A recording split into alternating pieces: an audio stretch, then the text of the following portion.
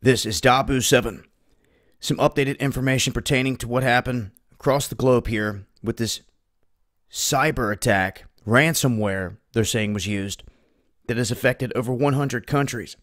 Last night we talked about this on the live show, went into some detail, but unfortunately the live shows are not shown globally. So the base of this is that this thing hit many different places, affecting Russia the most. UK was hit, where hospitals were affected. They could not do x-rays. Germany was hit. Train stations were affected, as you can see here. Universities were struck across the globe. China was hit. Chinese universities were hit. The Ukraine was hit. And Russia seems to be the one that got hit the hardest at this point.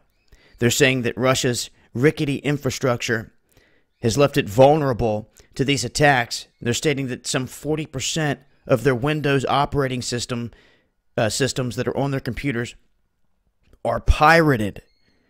So they're saying they were very vulnerable in this instance.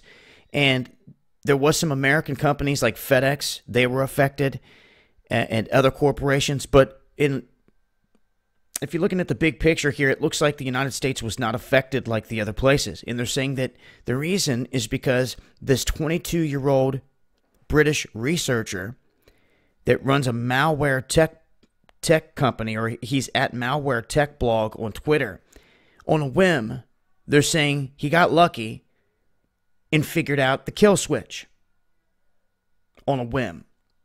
And that this is why the United States isn't affected like the rest of the places. He's basically saying that he's a white hat, and I don't have any other further information on this individual if it's checking out to be true yet or not. I'm just telling you what's being said at this point. I'll continue to dig on him and vet this individual to see what we come up with. But he's stating that he's basically a white hat that didn't want to get caught up in this because he found it. But what he does is he goes and he tries to find C2 domain names that have malware connected to them when they run their programs on them. And when he finds them, he buys them up, registers them, and sends them to the server, which is a black hole.